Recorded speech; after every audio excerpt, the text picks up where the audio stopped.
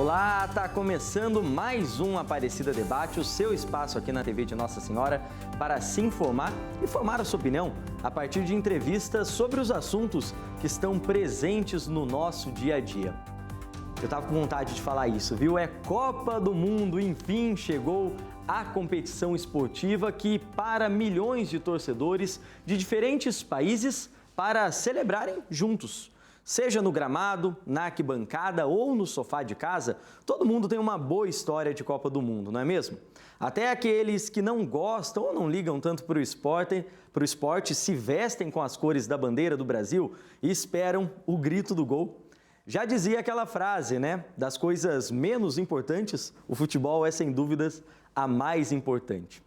E a história mostra que mesmo em momentos conturbados da nossa sociedade, divididos como esse que estamos vivendo agora, o futebol é capaz de parar as brigas, mesmo que por um tempo, e mostrar que podemos deixar de lado diferenças para torcer juntos.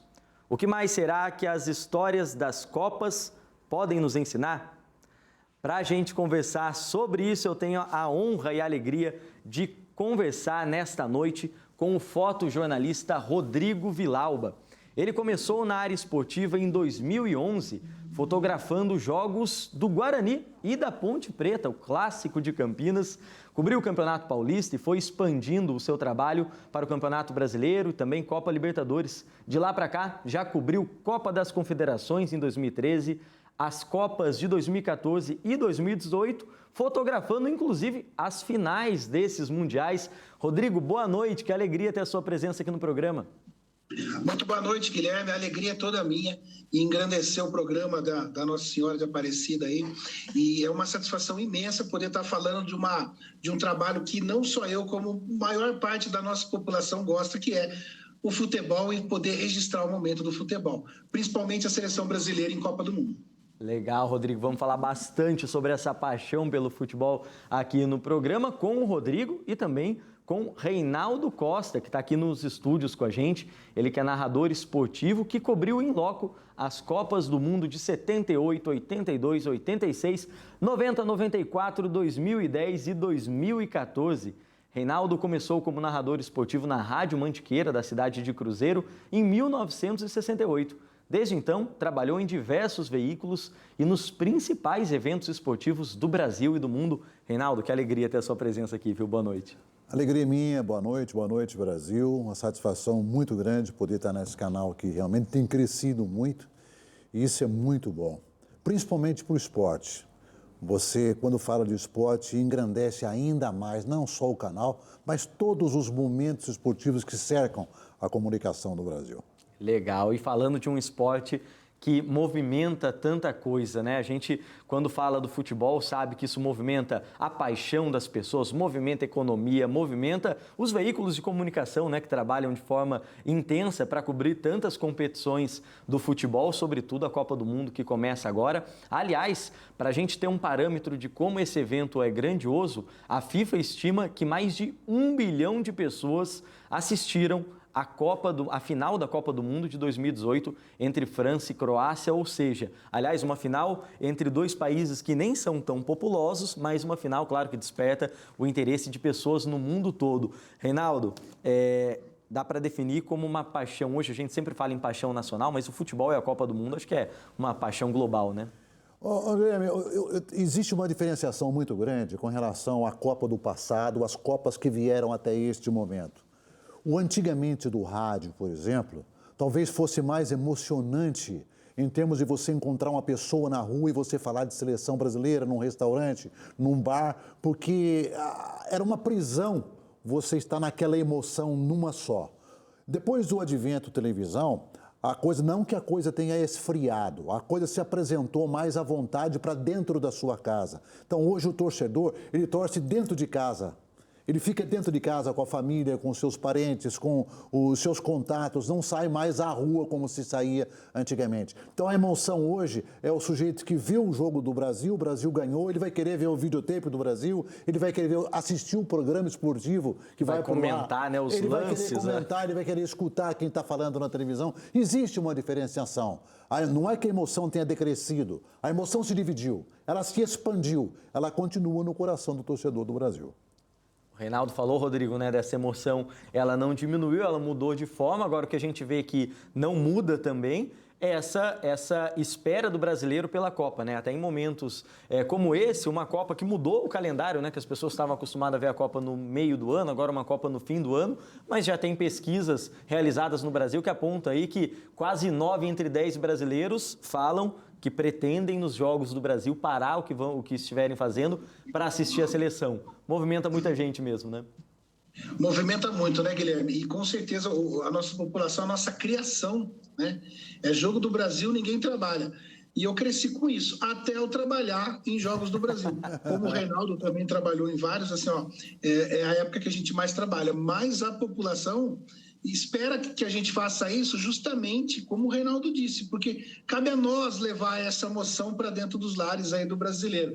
E ele anseia muito por isso, com aquela torcida fortíssima, né? Mudaram-se os meios, né, de transmitir um pouco, mas a emoção continua a mesma, se não até aumentada. Agora, cabe uma interrogação com relação ao assunto que você falou, que até hoje me torna incompreensível. Eles mudaram a data do mês de julho, costumeiramente a Copa do Mundo era julho, ela terminava, o seu final era em julho. Todas as 21 que nós tivemos até agora terminavam em julho. Então transferiram para o final do ano em razão do calor que existe no Catar. Eu já fiz essa pergunta a vários companheiros jornalistas esportivos do Brasil e a resposta é sempre a mesma. Por que mudaram para novembro, se é para baixar o calor? Se naquele jogo, naquele campeonato mundial dos Estados Unidos de 1994, eu estava ao lado da Fátima da Globo, na Fátima Bernardes, na Globo, no Cotton Bowl, no Brasil, aquele gol que o Branco fez, que nós nos classificamos, estava 50 graus. A Copa do Mundo nos Estados Unidos foi disputada com 48, 49 e 50 graus. Então eu fico a me perguntar o porquê que foi transferido realmente. Pô, se lá nos Estados Unidos, que não foi suspensa a Copa do Mundo, 50 graus, no Catar vai estar 60. Não é possível. Essa transferência que não me deixa, sabe, com uma resposta definitiva. Eu não sei se houve algum outro motivo, alguma outra coisa. E houve também toda uma demanda da própria estrutura dos estádios, né, Rodrigo? De adequação, né? Eu não fui, né, para o Cotton Bowl, para Los Angeles, eu não trabalhava com isso. Mas eu ouvi esses relatos, sim, que estava quase 50 graus, realmente. E eu já fui para Dubai, eu já conheço Dubai, e é realmente o que você falou, é 48 graus em junho. E aquela sensação térmica absurda de quase 100 graus, que você vira um assado no forno. E o que eu também tive essa dúvida, Reinaldo. O que eu consegui, junto com colegas também, conversar os sheiks, o pessoal do Catar, eles querem mostrar uma tecnologia que consegue abaixar a temperatura. Mesmo sendo em dezembro, o calor vai estar intenso, vai estar uma média de 36, quase 40 graus. Então, assim, dinheiro para eles não é problema, né? Então, eles mudaram a data, talvez para amenizar esse problema do calor e mostrar a tecnologia. Já tem alguns colegas lá no Catar, jornalistas, né, e pessoas que trabalham para a FIFA, dizendo que existem parques tipo, né, o parque público, com ar-condicionado à vontade saindo das moitas, assim. Então, assim, a cada 10 metros você tem ar-condicionado saindo das moitas, assim, das folhagens. Então, talvez seja isso que eles quiseram mostrar.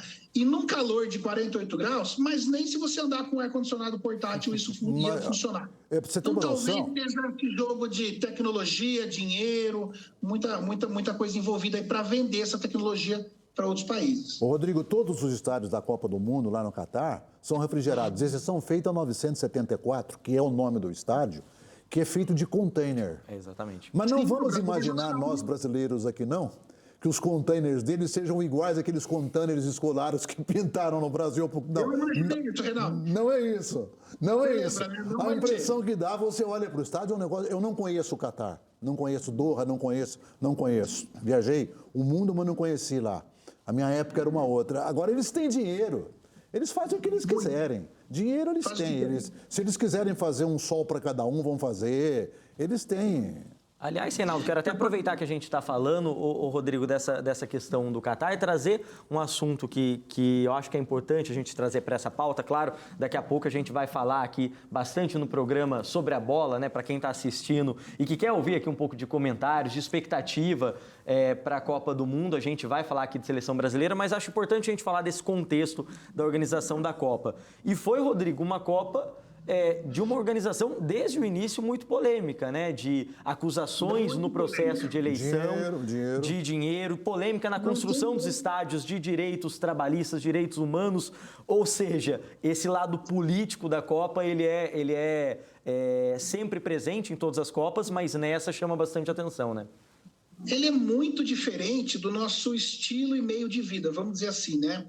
Porque a diferença sociocultural dos Emirados, no caso do Catar, que é um estado, né, fora do Emirados, mas está ali na região, ela é extremamente diferente da nossa. Então, você falou das questões trabalhistas, né? Eles têm uma situação lá que é muito diferente do que a gente está acostumado.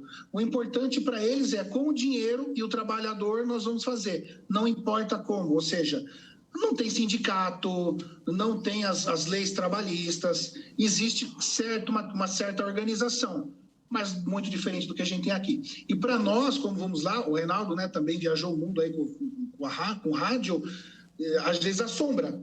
Você fala, mas como isso está acontecendo aqui? É a questão do meio social que a gente tem aqui no Brasil, né?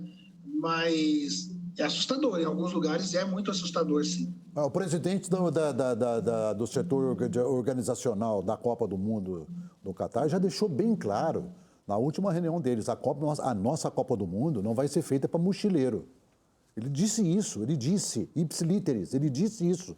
Mochileiro, farofeiro, não venha para cá com a mesma roupa do corpo, não venha, porque aqui é muito diferente. A prova se bem que houve uma diferenciação agora, os hotéis são caríssimos.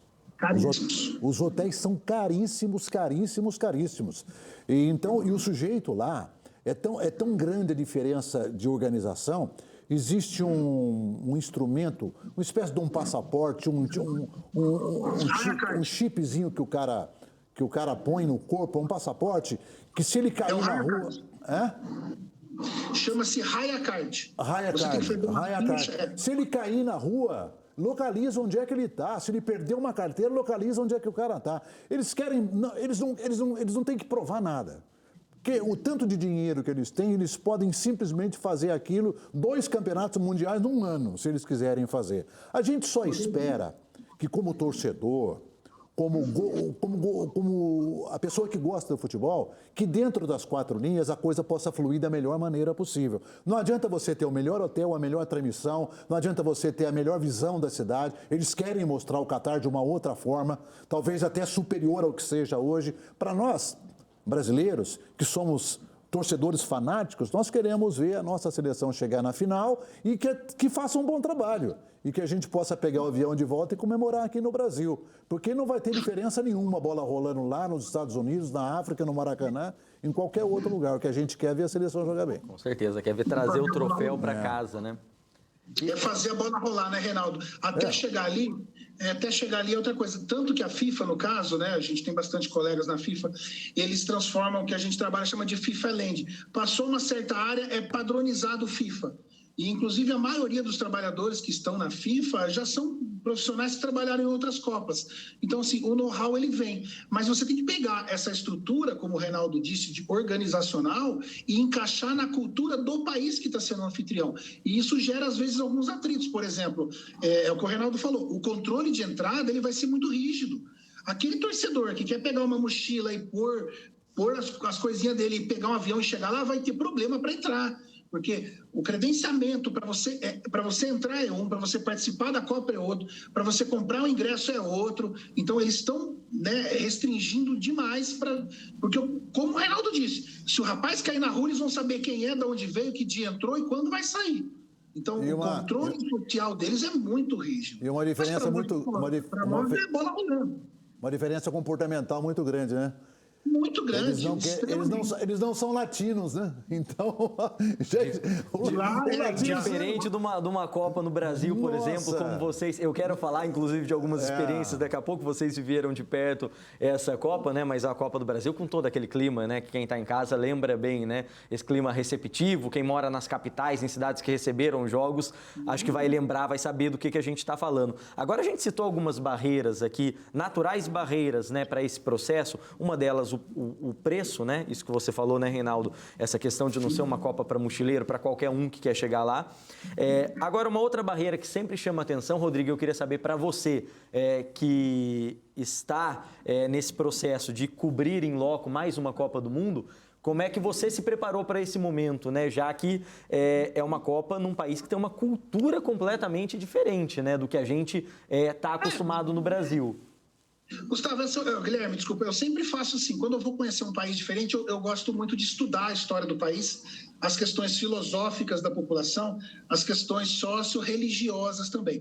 Eu fiz isso muito na Rússia, eu já fui para lá sabendo que eles são ortodoxos, né, sabendo que até meados da década de 80 ali, eles não tinham a religião, ou seja, o Estado soviético era uma religião. Então a gente vai preparado para isso. Mas quando a gente confronta a realidade, baseado no que a gente leu, é muito diferente. Então, como eu já conheço um pouco do Dubai, eu sei que essa cultura, principalmente socio-religiosa, lá no Catar, ela vai influenciar e muito o comportamento dos torcedores, como disse o Reinaldo. O que o Catar está tentando fazer é estabelecer áreas para bagunça, para festa do torcedor, a bagunça do torcedor no bom sentido, que são os argentinos que fazem muitas reuniões e cantam, os ingleses que adoram cerveja. Então, assim, o Catar está tentando estabelecer áreas específicas para isso, porque, né, como o Reinaldo viu na Copa de 2014 e até mesmo na Rússia, para um grupo de torcedor animado, seja de qualquer país, qualquer lugar é lugar para uma festa. E o Catar não quer isso. Ele quer apenas em áreas específicas determinadas por ele. Eu tive uma certa facilidade na Copa do Mundo, nas Copas do Mundo que eu fiz, porque eu chegava sempre um mês antes. Então a gente chegava, se acostumava. Aí que você realmente, além daquilo que você estudou, se preparar, né? É que nem jornalista para fazer a matéria, né? Você vai lá, se prepara, você vai e tal. Aí, quando você está lá no local, existe uma certa diferença, você vai se encaixando. Quando chega definitivamente a Copa do Mundo, você já está preparado. Você já está prontinho para começar. Aí você pede o mais rápido possível para começar a Copa. Porque a Copa tem três dimensões. A expectativa, que é essa que nós estamos vivendo agora, com início para o dia 20, a gente fica naquela expectativa, quem vai ser convocado, qual é o time titular, o Brasil fica onde, o Brasil, o time adversário e tal. O começo da Copa, que o principal da Copa do Mundo são os 2 jogos iniciais para a seleção e para as seleções que jogam, porque definitivamente são 7 jogos apenas. E o final da Copa, que é o menor espaço. Você ganhou a Copa do Mundo, se comemora um mês, uma semana, morreu. É maior o clima de expectativa, o tempo de expectativa durante do que o depois, do que o após. E já que a gente deu essa deixa de expectativa, eu preciso fazer um intervalo, mas já quero que vocês vão pensando na análise de vocês, da expectativa para essa Copa, da preparação da seleção brasileira e, por que não, aproveitar o próximo bloco, então, para a gente dedicar à história da amarelinha também, a gente relembrar alguns grandes momentos de vocês enquanto profissionais e torcedores também em relação a outras Copas, pode ser? Estamos de volta com a Aparecida Debate, que hoje fala sobre a Copa do Mundo, competição que encanta o povo brasileiro e de vários outros países pelo planeta. Para falar sobre isso, recebo aqui, de forma virtual, o fotojornalista Rodrigo Vilauba e também aqui nos nossos estúdios o narrador esportivo Reinaldo Costa. Agora eu queria começar a trazer a nossa conversa mais para esse campo da resenha que o torcedor gosta, né? De falar um pouquinho de histórias e de expectativas para a seleção brasileira dessa Copa. Primeiro, Reinaldo, queria ouvir um pouco das histórias do seu trabalho, até porque você começou a trabalhar com rádio, com a cobertura esportiva, numa época que a seleção era diferente, que o mundo era diferente, claro, mas que a seleção era diferente e que imagino que a imagem também da seleção, né? Hoje a gente vê, às vezes, o próprio brasileiro com dúvidas do desempenho da seleção brasileira antes de uma Copa, aquela ideia se a imagem da seleção perante ao mundo também mudou um pouco. Agora, na época que você começou a trabalhar, pelo menos eu não tenho dúvida, a tal da amarelinha era bem respeitada, né? Muito respeitada. Só para contar uma história que é verdadeira, eu tive um patrão maravilhoso com quem eu tive a oportunidade de trabalhar durante 17 anos, chamado Dr. Paulo Machado de Carvalho, o que não é estranho para ninguém no meio esportivo. A camisa brasileira, o uniforme brasileiro, era branco. A camisa era branca. Nas Copas de 50 para 54 era branca. Na Copa de 1958, em Estocolmo, no estádio de Råsunda, o Brasil foi fazer um dos jogos lá. Então, na escolha dos uniformes, o Dr. Paulo Machado de Carvalho, que era o diretor da seleção brasileira, ele se apresentou e falou: nós vamos jogar com a camisa azul. A amarelinha não existia. Nós vamos jogar com a azul porque é a cor do manto de Nossa Senhora Aparecida. E como doutor, eu me arrepio quando eu falo, ele falando isso para mim, sentado na sala dele, lá na Miruna 713, em São Paulo, eu me lembro desse homem fantástico, futebol brasileiro, e o povo abraçou da forma como ele deu a entrevista, dizendo: vamos jogar de azul, que é o manto de Nossa Senhora Aparecida. E a gente sai da Suécia campeão com a camisa azul, o Brasil se transformou. Aí, para a Copa de 1962, numa coincidência de brasileiros e italianos, o Brasil mudou da branca, que é a terceira camisa hoje, ainda é a terceira camisa, o Brasil ficou com a amarelinha. E como o Brasil também ganhou a Copa de 62, jogando com a amarelinha, já com a disposição de um cara chamado Edson Arantes do Nascimento, com Mané Garrincha e tudo, aí o torcedor se emocionou, porque em 58 o Brasil não era tão torcedor, embora tenha perdido a Copa de 50, como era em 62. O Brasil já era mais torcedor em 62. Aí a amarelinha foi catequizando o torcedor brasileiro. Em 1970 deu a amarelinha, nós jogamos para a decisão. Outra Copa de 74 na Alemanha, que foi com azul, nós perdemos, a amarelinha perdurou e o Brasil hoje é batizado, mudando inclusive até conceitos políticos, administrativos no Brasil, usar a camisa amarela, que é o símbolo da seleção. Essa é a palavra, né? Tamanha força desse símbolo, né? Esse é o símbolo do Brasil. Encarado como um símbolo. É verdade. É que põe medo no adversário é amarela, né? Não, e tem um detalhe, hoje, eu não quero, me entendam pelo amor de Deus, hoje a camisa brasileira, ela é mais mostrada que a própria bandeira nacional. Nos Estados Unidos a gente conhece o patriotismo do americano, você conhece muito bem, Rodrigo, em cada casa tem uma bandeira dos Estados Unidos. Aqui no Brasil você vê camisa, você vê na rua o cidadão com camisa da seleção brasileira, né? Do essa clube mistura, de futebol. essa força do futebol, né, nesse sentimento, né, de pertencimento. Que nós temos hoje, o torcedor corintiano sair com a camisa do Corinthians na rua, o torcedor do Flamengo sair com a camisa do Flamengo, ela foi feita primeiro com a camisa da seleção brasileira.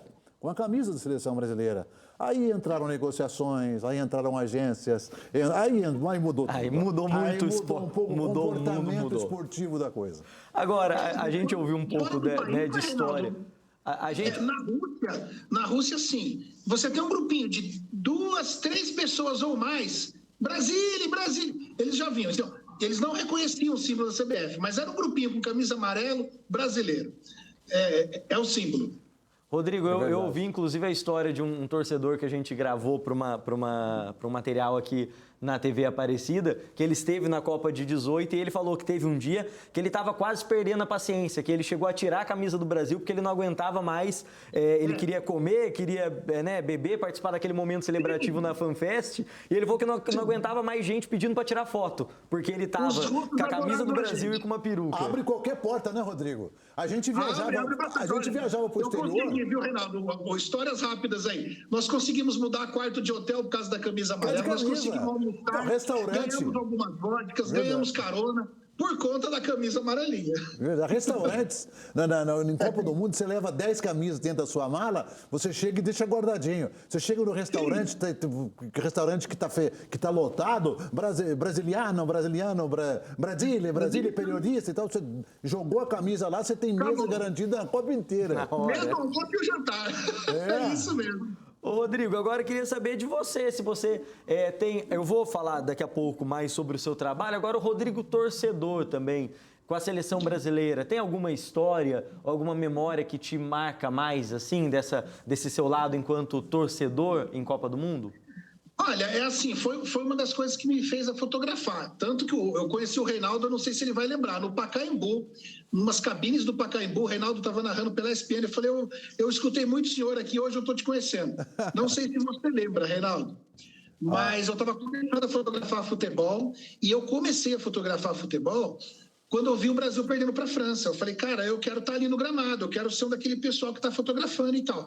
Aí passou a Copa da França, passou a Copa Alemanha, da África, e quando chegou a Copa do Brasil, eu falei, agora eu estou aqui, agora eu estou fotografando a minha seleção, eu quero ver essa seleção erguendo a taça. Eu acompanhei a seleção, né? Eu fotografei, claro, outros jogos da seleção, e o meu sonho ainda não é nem uma história, é fotografar a seleção erguendo essa taça, erguendo essa Copa. E isso é o que me move. A minha torcida pessoal é para eu ter essa foto, entendeu, Guilherme? Eu quero ter essa foto da amarelinha, da seleção brasileira erguendo essa taça. Esse é o meu lado torcedor. Tudo bem que eu estou ali fotografando, trabalhando, mas como torcedor eu ainda quero ver ao vivo, pessoalmente ali, o Brasil erguendo essa taça. Porque quando ganhou no Japão eu estava em casa, como disse o Reinaldo, torcendo de casa, aquela bagunça toda. E então, assim, eu fotografei pela paixão. Eu comecei a fotografar a seleção pela paixão de ver de perto o Brasil ganhar uma Copa do Mundo. Ele falou que tem a vontade de ter essa foto. Reinaldo, aproveita e conta uma historinha pra gente. Você estava em 94. Como é que é enquanto profissional? E claro que, né, você com toda a sua trajetória, sua competência, a gente não tem dúvida de que, se preciso for, consegue segurar o lado pessoal para fazer só o profissional, mas eu imagino que na hora de uma Copa do Mundo, o sentimento brasileiro dava para equilibrar um pouco, misturar aquela emoção do brasileiro de estar sendo campeão depois de 24 anos? Eu estava trabalhando na Copa do Mundo, a gente não tem cabine de rádio. É uma bancada que eles põem assim e tal e dividem as emissoras de rádio do mundo todo. Eu estava lá do Oswaldo Maciel, pela Rádio Record, e lá nos Estados Unidos, quando aconteceu o fatídico chute do Roberto Baggio, e que nós ganhamos a Copa do Mundo. Mas o que me marcou foram duas situações me marcaram em termos de Copa do Mundo. Duas. A primeira foi em 1982, no Estádio Sarriá, que hoje não existe mais, hoje é um shopping lá, em Barcelona, quando nós perdemos da Itália por 3-2. Eu estava sentado, eu tinha feito a abertura para o Osmar Santos, eu estava na Globo, e eu passei o microfone para o Osmar, faltando meia hora para o jogo começar. O jogo começou e tal, e eu estava sentado ao lado do Nelson Motta, do Armando Nogueira e da Marília Pera, que na ocasião era esposa do Nelson Motta. Quando o Brasil perdeu de 3-2, eu estava ali, né, estava vendo o jogo, eu não estava acreditando. Mas quando eu saí do estádio, eu encostei numa lata de lixo, aquelas lixeiras que tem nas ruas, eu abri a boca, bicho. Eu fui acordar, acho que depois de 3 dias. Esse foi um dia que marcou. E o outro que me marcou foi em 1986, não foi na Copa, foi antes da Copa. Eu estava praticamente vivendo dentro da Toca da Raposa, na preparação da seleção brasileira para o México, quando o Zico estava fazendo o tratamento do joelho dele. E eu acompanhava todo o santo dia, a saída desde o café do Zico até o lugar que ele ia fazer o tratamento. Ele tinha que fazer, por dia, 1.500 exercícios. Ele ficava dentro de uma sala que era fechada com uma porta pantográfica. Porta pantográfica é aquela porta assim que, se você deixar a mão, você prende a mão. Se você faz assim. Ele ficava lá dentro, ele tinha que fazer 1.500 exercícios para frente com o aparelho assim, de manhã, e de tarde ele virava de costas e fazia esse mesmo exercício, porém com a perna virada para cima. 1.500 de tarde, 1.500 de manhã e 1.500 de tarde. Ele fazia 3.000 de manhã, 3.000 à tarde. Eu conversava com o Galo, falava, Galo, ele não queria ir para a Copa do Mundo.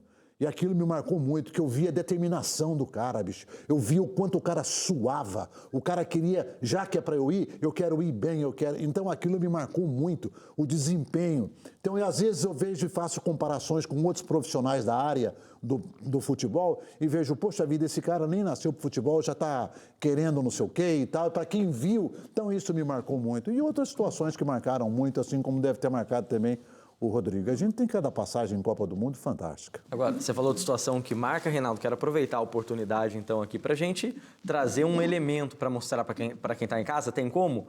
Você tá com... Tenho. um elemento... Só apanhar. Tá ali. Apanha, A gente já pega ali, apanha para mostrar, para a gente falar um pouco de recordações, né? Porque você, com todas as coberturas, tem credenciais, vários objetos para marcar. E eu acho legal do Rodrigo que o trabalho dele é uma recordação para a gente, enquanto público, enquanto leitor, enquanto espectador. Agora, imagino que para você também, né, Rodrigo? Até aproveitar agora, quem está em casa vai ver algumas fotos do seu trabalho em Copas do Mundo.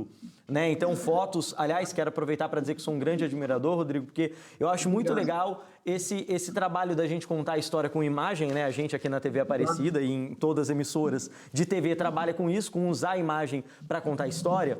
Mas é legal que, no seu caso, você conta uma história com um frame. E eu acho que esse é um desafio, assim, gigantesco. Tem alguma foto que te marcou mais desse seu trabalho? Guilherme, assim, ó, essa aqui que está aqui atrás, é impossível não falar dela, né? Essa aí, ela me marcou muito, porque foi uma foto que eu programei na minha cabeça, eu queria fazer essa foto, e, inclusive eu já dei algumas entrevistas, já tenho outras imagens, e eu tentei ela 2 vezes, não deu muito certo, e quando eu consegui fazer, eu falei, nossa, essa foto é fantástica. Porém, eu não imaginava que ela ia ter uma repercussão tão grande assim, ela mudou demais até a minha vida, até a minha maneira de enxergar um pouco como eu transmito a imagem do futebol, porque ela não tem uma bola, ela não tem chuteira, ela tem só 2 braços. Então, ela é muito significativa para mim. Porém, ela preza e prega ao não ter o racismo, né? Uma união muito forte. Eu tenho algumas outras imagens também, até que eu enviei para vocês, mas essa foi a que mais marcou, né? E entre as histórias, tem uma também do Messi, que o Messi tinha acabado de perder a Copa do Mundo aqui no Brasil, e eu olhando assim para a seleção alemã subir nas arquibancadas do Maracanã, eu olho bem para trás, a coisa de 2 metros de mim está o Messi. Eu falei, o que eu vou falar pro cara? O cara acabou de perder uma Copa do Mundo. Eu olhei para ele e falei, né, uma pena, né? E ele fez uma careta assim, e eu fiz a foto dele fazendo uma careta até. Daí eu falei, cara, como pode, né? O cara acabou de perder uma Copa do Mundo, tá de cara para mim, vou falar o quê? Eu gostaria de dar um parabéns para ele. Não teve jeito, me marcou muito também. Tem muitas situações, viu, Guilherme? Muitas. Alguma outra, assim, que você quiser me perguntar baseado nas fotos que você tiver, eu consigo explicar. Essa foto da Copa de 18, Rodrigo, que está ao fundo, que você falou no começo, eu acho legal, imagino que para você, claro, não falando aqui, se tratando de ego, né, da própria imagem, mas de reconhecimento do trabalho, porque foi uma foto que rodou o mundo, né? E como é que é para o fotógrafo, quer dizer, esse feeling de pegar um momento como esse, que não é o momento da taça sendo levantada, não é o momento de um gol, é um momento, às vezes, ali, né, normal de uma partida de futebol, né? Um jogador falando, cumprimentando, ajudando o outro. Entrou uma conjuntura de fatores, né? Entrou um pouco de muita técnica, conhecimento, percepção do ambiente que você quer mostrar. Tanto que eu percebi, todos muito brancos, todos muito negros. Poxa, como que eu registro isso? Eles não vão comemorar gol junto. Então usa técnica, usa inteligência, usa sorte também, porque ali atrás está escrito Qatar, que seria a outra Copa. Agora, se tivesse um outro propaganda também, atrapalharia. E não é nem a questão do ego, né?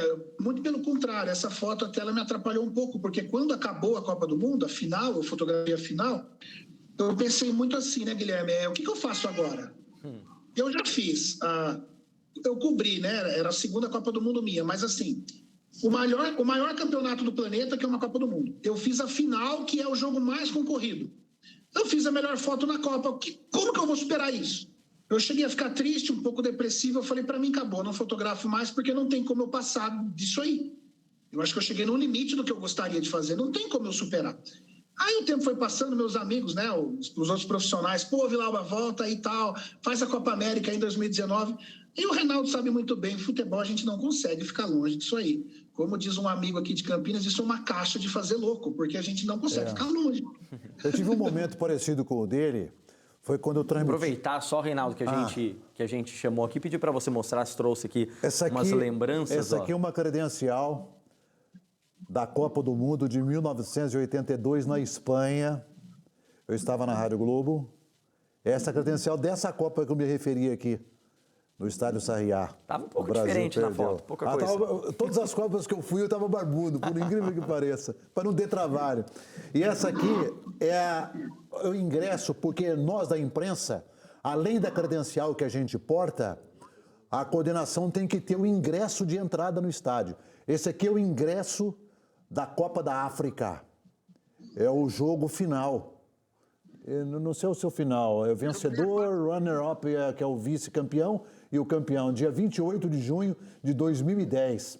Ellis Park, não é. Não é o final, não. A final não foi no Ellis Park. Ellis Park, onde o Brasil jogou contra o Chile. Essa é um ingresso de entrada numa Copa do Mundo que hoje é diferenciado. Mas só para terminar esse lado, eu tive um momento importante também no rádio, quando eu narrei o gol do Maradona, que ele fez o gol, que ele driblou todo mundo contra a Inglaterra, né?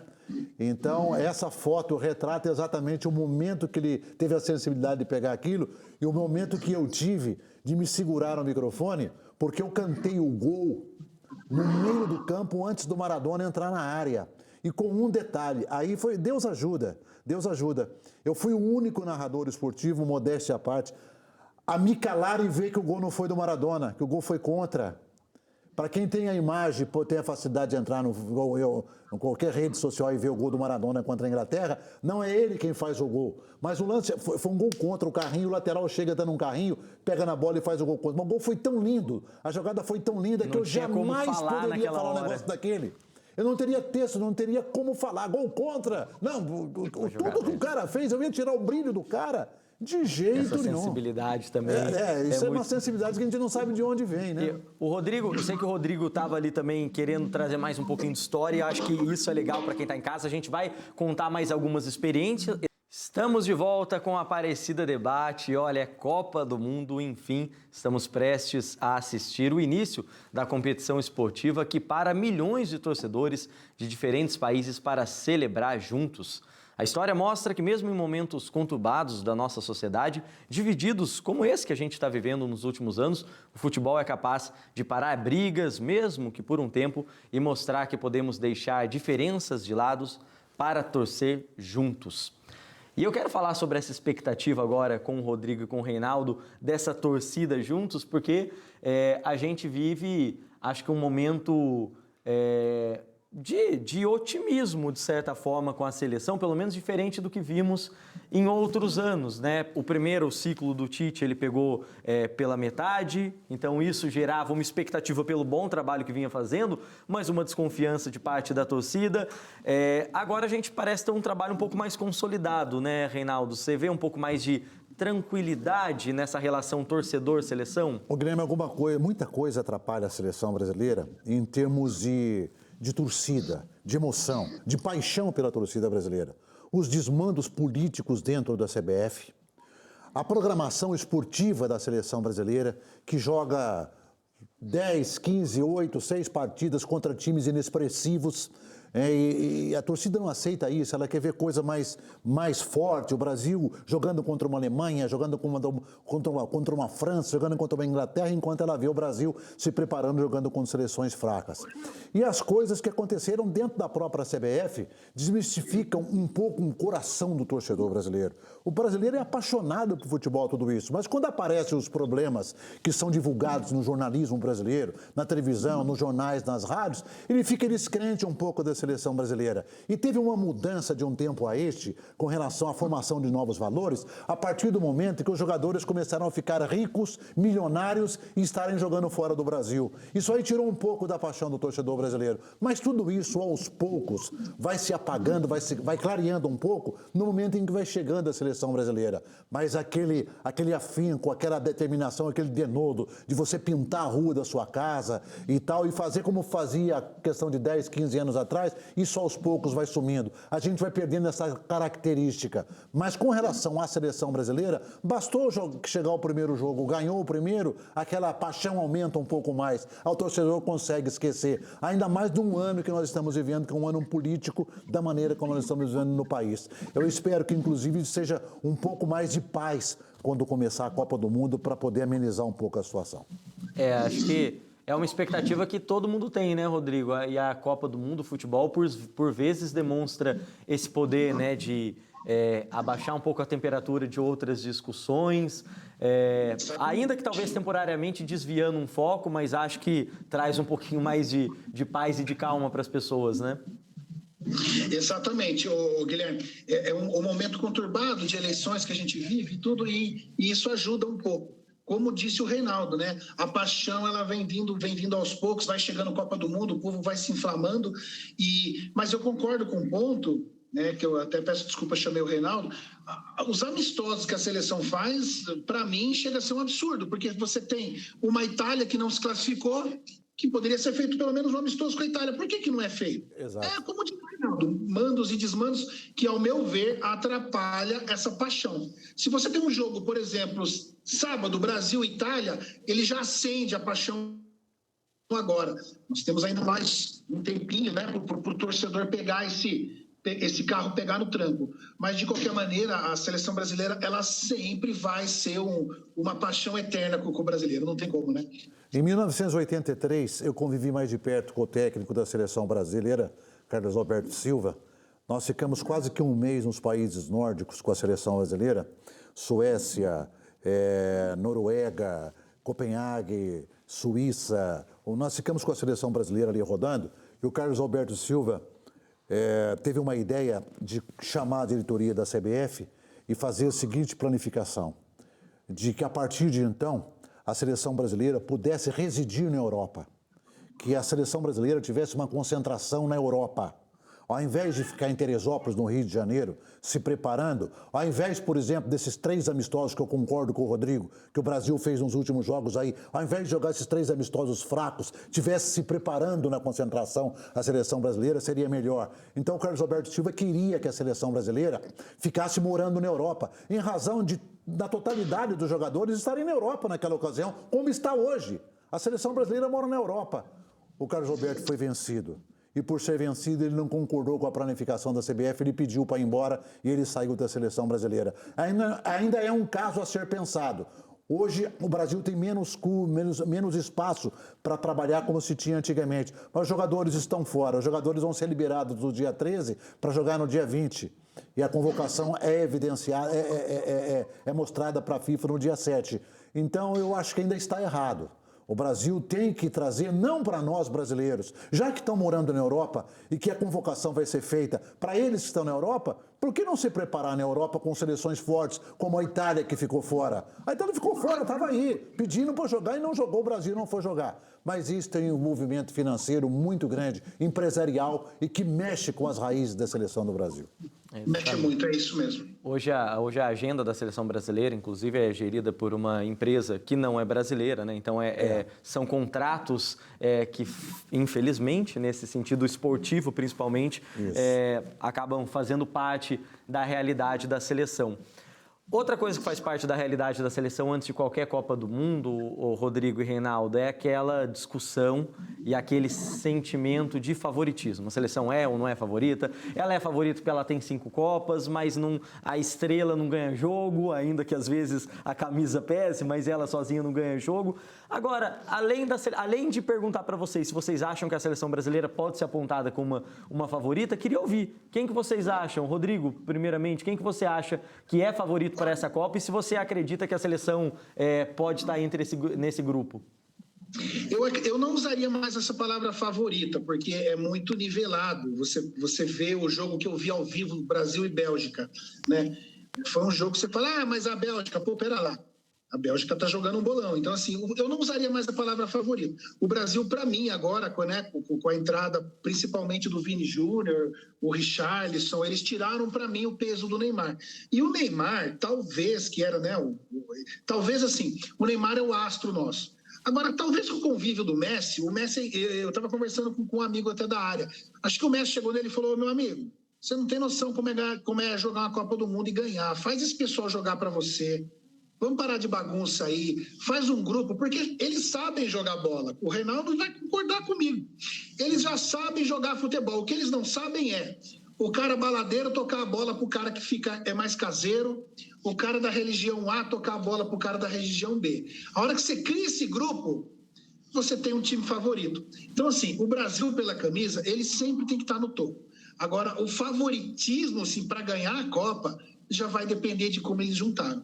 O Brasil sempre é forte, todo mundo quer ganhar do Brasil. Eu vi como a Bélgica entrou sabendo que o Brasil era favorito. E isso atrapalhou, porque a Bélgica entrou e falou, se a gente ganhar do favorito, a gente ganha a Copa. Esse é o pensamento de quem joga contra o Brasil. E quando o Brasil entra assim, eu tenho que entrar para ganhar, mas com medo, o Brasil acaba não ganhando. Então você tem que entrar sempre como favorito, como eu penso. O Brasil sempre vai ser favorito, mas entra para ganhar.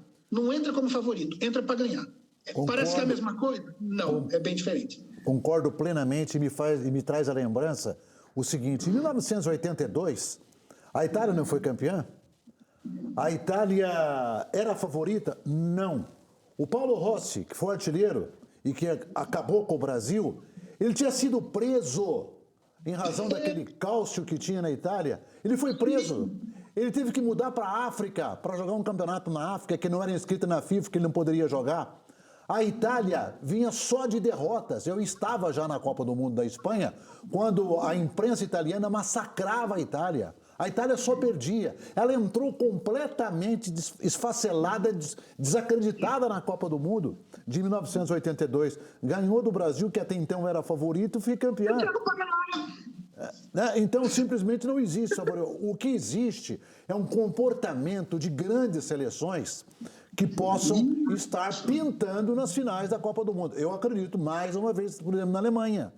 O crescimento dentro da competição. Se você for ver que isso não é um campeonato nacional, que não é um campeonato, são 7 jogos, e que se você passar pelos 2, praticamente você garante um posicionamento avantajado dentro da competição, embora se você perder a próxima você esteja fora, aí é que está a surpresa. Você pode vir com um baita de um time nos 2 jogos, arrebentar, coisa que aconteceu com a Dinamarca. Então você perde todo o favoritismo. Você gosta de favoritismo é jogar responsabilidade para o adversário. O adversário que gosta. Chama ele de favorito que ele perde as forças. Você joga a pressão do outro lado, né? Você joga a pressão para o outro lado. Favorito é que você, não sou eu. Você que é um bom, não sou eu. A Bélgica, para mim, ganhou da gente usando esse esquema tático aí. Favorito é o Brasil, eu vou entrar para ganhar. E ganhou. O Reinaldo, você falou dos primeiros jogos e como eles são importantes, para a gente comentar também rapidamente para quem está em casa um pouco dessa expectativa, né? Lembrando, para quem está em casa, o Brasil está num grupo com Sérvia, Suíça e Camarões. As 2 primeiras, inclusive, seleções velhas conhecidas da seleção brasileira, né? Camarões jogou alguns amistosos com a seleção, esteve no grupo do Brasil em 2014 e Sérvia e Suíça estiveram no grupo em 2018. Você acha que é um grupo, até nesse sentido que a gente está falando dessa reconfiguração, dessas mudanças na forma de jogar futebol hoje em dia, é um grupo que o Brasil pode ter um pouco de trabalho? Olha, se você for ver a seleção brasileira contra a Sérvia, contra a Suíça, contra Camarões, você vai, não, de jeito nenhum. Tranquilo, a gente atropela, né? Mas a história não é essa. Quem era Camarões em termos de Copa do Mundo? A Suíça já passou pelo nosso caminho várias vezes. E chegou a dar trabalho. Não teve assim, tanto sucesso, mas chegou a dar trabalho para a seleção brasileira. Então você tem que ver o comportamento da seleção a partir do momento que começa uma Copa do Mundo. De que forma o Brasil vai jogar?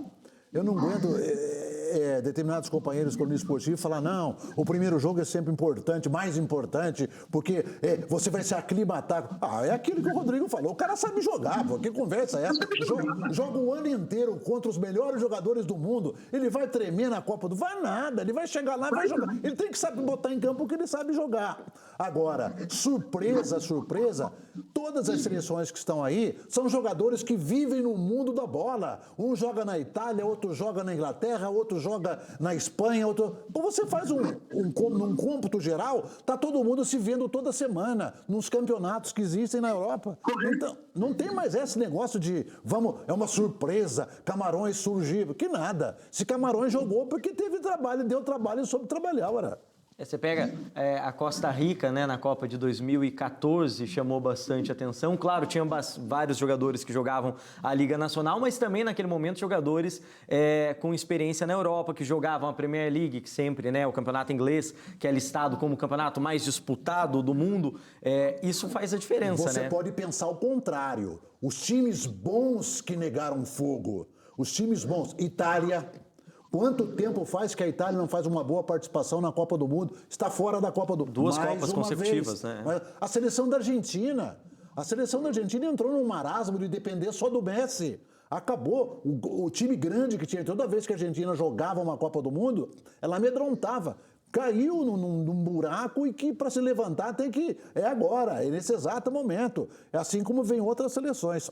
Eu não vejo favoritismo para ninguém. A gente vê uma seleção mais destacada, eu diria isso, em termos de números de vitória. O Brasil, que mais títulos tem, então o Brasil está sempre sendo procurado, não procurado, os adversários fortes do Brasil. Não quer jogar contra o Brasil. Mas se é para jogar, vamos lá e vamos arrebentar. E vamos Rodrigo, ganhar dos caras, o que eles pensam? Fala a verdade, né, Rodrigo? A gente gosta de uma boa zebra. Vamos ganhar dos caras. A nossa mini Copa é ganhar do Brasil. Se a gente ganhar do Brasil, tá feito. E menos quando é com a gente, né, Rodrigo? A gente gosta de uma boa zebra, né, digamos assim. É bonito também, principalmente pra gente que acompanha contando história, quando a gente vê seleções que não eram citadas, classificando para as oitavas de final, chegando às vezes numa quartas de final, semifinal, né? Ou se não der certo, somos campeões morais. Já tem a desculpa. Jogou o futebol mais bonito. Agora, bonito. Ó, antes da gente encerrar o programa, Rodrigo e Reinaldo, a gente está começando a encaminhar para o fim do nosso tempo, mas a gente tem aqui no jornalismo da TV Aparecida, como em tantos outros lugares, mas virou uma marca do nosso jornal aqui na hora do almoço, a gente fazer os palpites antes das rodadas, dos jogos, dos campeonatos nacionais, dos campeonatos continentais, e eu acho que não pode ser diferente numa ocasião dessa. Então, eu sei que aqui, claro, a gente está falando aqui de análises até agora aqui, né, uma análise séria, como vocês trouxeram esse posicionamento em relação a essa ideia de favoritismo ou não, mas agora para a gente trazer uma brincadeira com quem está em casa, trazer um pouco do lado torcedor, a gente tem aí semana que vem a estreia da Seleção Brasileira, dia 24, a seleção jogando contra a Sérvia. Vamos fazer uma brincadeira aqui de um palpite? Você acha que dá para ganhar o primeiro jogo, Reinaldo? É obrigação, né? Obrigação ganhar. Por tudo isso que a gente falou aqui, eu acredito que o Brasil deva fazer um bom futebol, até porque rendeu muito os últimos jogos do Brasil. O Brasil melhorou muito com algumas colocações do técnico Tite, alguma mudança de esquema tático do Tite, algum esquema para conhecimento do adversário. O Brasil vence esse jogo, não com tanta facilidade. Para mim, 1-0, gol de pênalti que não houve aos 44 minutos do segundo tempo, já tá bom demais. Rodrigo, o que você acha aí? O que você espera? Dá para deixar um palpite também aí para a estreia da Seleção Brasileira na Copa? Como disse o Reinaldo, né? É obrigação. E a gente torce para os sérvios não estarem pensando mesmo, né? Ganhar do Brasil é obrigação. Mas eles vão pensar. Tirando essa brincadeira, eu acredito que o Brasil passa pela Sérvia com uma certa dificuldade, porque os sérvios são duros na queda. Se eu não me engano, eu fotografei o Brasil e Sérvia em Rostov em 2018. Foi um jogo difícil, um jogo muito duro para o Brasil. Mas eu acredito que o Brasil passa pela Sérvia, sim. Aliás, eu acredito que o Brasil passe desse grupo, sim. Não com certa tranquilidade, principalmente por causa da Suíça, né? Mas eu acredito que o Brasil passe até do grupo. Sérvia, Camarões não serão para mim um problema para o Brasil, não. Acredito nisso também, estou com vocês, eu sou sempre nas oportunidades no nosso jornal, nos nossos programas, gosto de dizer que eu sou um torcedor otimista. Aqui a gente sempre gosta de trazer um palpite com placar do jogo, né? Isso aí eu vou guardar para o TJ Aparecida, viu? Você que está acompanhando na véspera do jogo no TJ Aparecida, eu deixo o meu palpite de placar para ir pensando, mas também acredito e espero que a seleção brasileira comece bem nesse jogo contra a Sérvia no dia 24 e, acima de tudo, né? Que a gente possa viver nessa Copa do Mundo, então, ao longo desses quase 30 dias de competição, um momento de união, de paz, de alegria entre tantos povos, sobretudo aqui no Brasil, né? Que a gente possa aproveitar essa ocasião, reta final de ano, né? Que a gente já tem esse clima de se reunir com a família, de celebrar as nossas tradições, que a gente possa aproveitar desse momento para deixar algumas diferenças de lado, para pedir perdão onde é necessário pedir perdão e que a gente possa celebrar juntos, se possível, celebrar o hexacampeonato, que acho que é o que todo torcedor espera. E é dessa forma que eu quero agradecer a participação dos nossos convidados aqui. Participaram conosco do Aparecida Debate de hoje, o fotojornalista Rodrigo Vilauba, ele que começou na área esportiva em 2011, fotografando jogos do Guarani e da Ponte Preta, cobriu o Campeonato Paulista e foi expandindo para outros campeonatos, como o Campeonato Brasileiro e também a Libertadores. De lá para cá, já cobriu a Copa das Confederações em 2013 e as Copas de 14 e 18, fotografando inclusive as finais. Rodrigo, obrigado, viu, pela participação. Até uma próxima, se Deus quiser. Também agradeço. Uma satisfação. Obrigado, Rodrigo. E também agradeço o Reinaldo Costa, narrador esportivo, que cobriu em loco as Copas do Mundo. Ó, a lista é grande, viu? De 78, 82, 86, 90, 94, 2010 e 2014. Reinaldo começou como narrador esportivo na Rádio Mantiqueira, da cidade de Cruzeiro, em 1968, e desde então trabalhou em diversos veículos e nos principais eventos esportivos no Brasil e no mundo. Reinaldo, obrigado pela participação. Obrigado, Guilherme, obrigado pelo convite. Deixo um abraço a todos da Fundação Nossa Senhora Aparecida. Eu fico muito contente de estar aqui, porque as minhas raízes surgiram aqui na Fundação. A rádio pela qual eu comecei pertencia à Rádio Aparecida. Então, eu tenho muita coisa aqui de Nossa Senhora Aparecida, com todo o amor e paixão por ela e por todos aqueles que trabalharam e trabalham nessa emissora. Poxa, que legal. A gente agradece, então, ainda mais, viu, Reinaldo, pela participação, pelo compromisso aqui com a gente. Claro, quero agradecer a você aí de casa que esteve conosco até aqui e lembrar, viu, que esse programa e todos os outros debates que a gente promove aqui na TV Aparecida, você encontra no nosso canal no YouTube, nesse link que está aparecendo aqui na tela, ó.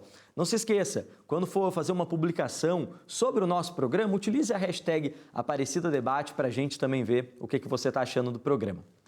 Obrigado pela companhia, a gente se vê na semana que vem e todos unidos aí na torcida pelo Brasil, tá bom? Tchau, tchau.